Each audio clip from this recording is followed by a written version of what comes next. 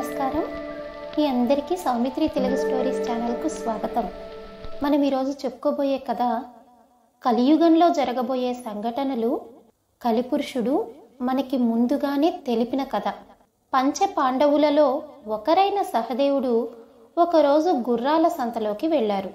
ఆ సంతలో అతను ఒక అందమైన గుర్రాన్ని చూశారు.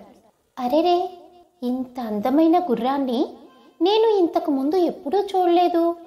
ఎలాగైనా సరే నేను ఈ గుర్రాన్ని ఎంత ధరకైనా కొనాలి అనుకుని గుర్రం యజమాని గారిని గుర్రం ధరెంత అని అడిగారు.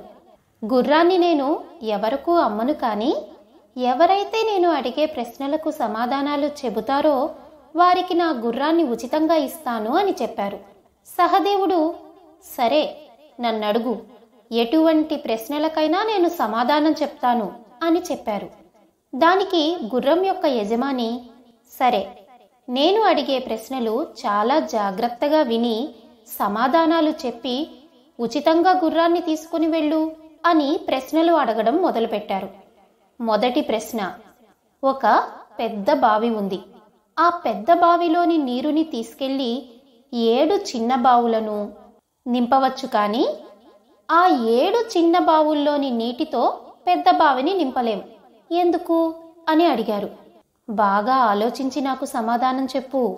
సహదేవుడు కొంచెం సమయం దాకా బాగా ఆలోచించిన తర్వాత కూడా సమాధానం చెప్పలేకపోయారు. చేసేదేమీ లేక అక్కడే ఉండిపోయాడు.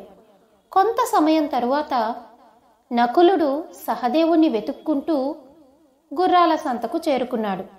సహదేవుణ్ణి చూసిన నకులుడు, ఎందుకు ఇక్కడ కూర్చొని పోయావు అని అడిగారు.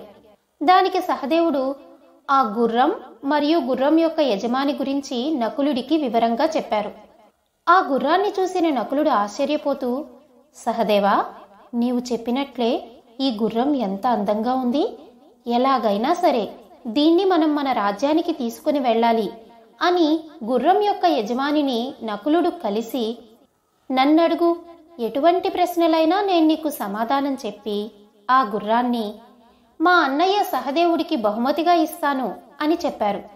గుర్రం యొక్క యజమాని, సరే నీవైనా జాగ్రత్తగా ఆలోచించి సమాధానం చెప్పు అని రెండో ప్రశ్న అడిగారు. మనము బట్టలు కుట్టడం కోసం ఉపయోగించే సూది రంధ్రం ద్వారా పెద్ద ఏనుగు ఇవతల వైపు నుండి అవతల వైపుకు వెళ్ళింది, కానీ ఆ ఏనుగు తోక మాత్రం ఆ సూది రంధ్రం ద్వారా వెళ్ళలేకపోయింది. అది ఏమిటి అని అడిగారు. ఈ ప్రశ్నకు నకులుడు సమాధానం చెప్పలేకపోయారు. చేసేదేమీ లేక సహదేవుడు ఇంకా నకులుడు ఆ సంతలో ఉండిపోయారు.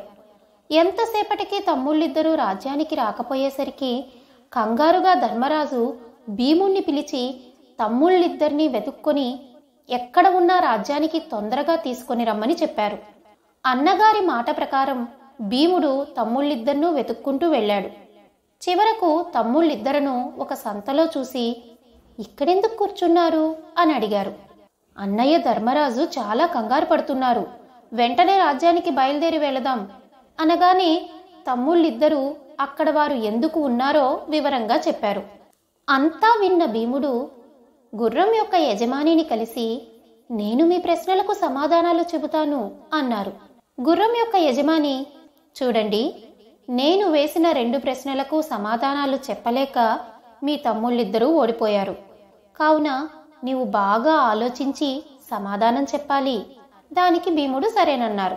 మూడవ ప్రశ్న, ఒక పొలంలో ధాన్యం బాగా పండింది. ఆ పొలం చుట్టూ పెద్ద పెద్ద గట్టులున్నాయి. ఆ ధాన్యం పంట కోసే సమయంలో ధాన్యం మాయమైంది. అది ఎలా అని అడిగారు. భీముడు కూడా సమాధానం చెప్పలేకపోయారు. తమ్ముళ్ళిద్దరను రాజ్యానికి తీసుకుని వెళ్ళి జరిగింది జరిగినట్టు అన్నీ అన్న ధర్మరాజు గారికి వివరంగా చెప్పారు. అన్న ధర్మరాజు గారు ఆ ప్రశ్నలన్నీ విన్న తరువాత చెమటలు పట్టి భయపడ్డారు. అన్న ధర్మరాజు గారిలో భయాన్ని చూసిన తమ్ముళ్ళందరూ, ఏమిటన్నయ్యా, మీరు సమాధానాలు చెప్పలేక భయపడుతున్నారా అనగానే ధర్మరాజు, నేను భయపడుతుంది సమాధానాలు చెప్పలేక కాదు. మిమ్మల్ని ఆ ప్రశ్నలన్నీ అడిగింది కలిపురుషుడు. అతను కలికాలంలో జరిగే యథార్థ సంఘటనలను ప్రశ్నల రూపంలో మిమ్మల్ని అడిగారు. మొదటి ప్రశ్నకు సమాధానం, పెద్ద బావి అనేది తల్లిదండ్రులు, 7 చిన్న బావులనేవి వారి పిల్లలు. తల్లిదండ్రులు ఎంతమంది పిల్లలనైనా ప్రేమ ఆప్యాయతలతో పెంచి పోషిస్తారు. కానీ అదే తల్లిదండ్రులు వృద్ధులు అయిన తరువాత ఆ 7 పిల్లలు తల్లిదండ్రులను భారంగా చూస్తారు. రెండవ ప్రశ్నకి సమాధానం. ఏనుగు అంటే పెద్ద పెద్ద అవినీతి పరులు. ఏనుగు తోక అంటే చిన్న చిన్న దొంగతనాలు చేసేవారు. ఏనుగు రంధ్రం ద్వారా అవతల వైపుకు వెళ్ళిపోతుంది అంటే పెద్ద పెద్ద అవినీతి పరులు చట్టానికి దొరకకుండా రంధ్రం ద్వారా వెళ్ళిపోతారు. కానీ చిన్న చిన్న దొంగతనాలు చేసేవారు ఆ రంధ్రం దాటలేక ఆ ఏనుగు తోకలాగా ఇరుక్కుపోతారు. మూడవ ప్రశ్నకు సమాధానం. ఇక్కడ ధాన్యం అంటే ప్రజలు, చుట్టూ ఉన్న పెద్ద పెద్ద గట్టులు అంటే అధికారులు. ఎంతమంది అధికారులు ఉన్నా ప్రజలకు దక్కాల్సిన ఫలాలు అధికారులు స్వాహా చేస్తారు. ఆ విధంగా ధాన్యం మాయమైనట్టు ప్రజల ఫలాలు కూడా అధికారులు మాయం చేస్తారు. ఇవన్నీ భవిష్యత్తులో జరగబోయే సంఘటనలు మీకు కలిపురుషుడు ముందుగా తెలియచేశారు అని ధర్మరాజు తమ్ముళ్ళందరికీ వివరంగా చెప్పారు. కలిపురుషుడు చెప్పినవన్నీ ప్రస్తుత సమాజంలో జరుగుతూనే ఉన్నాయి. ఏమంటారు? ఇంతటితో కథ సమాప్తం.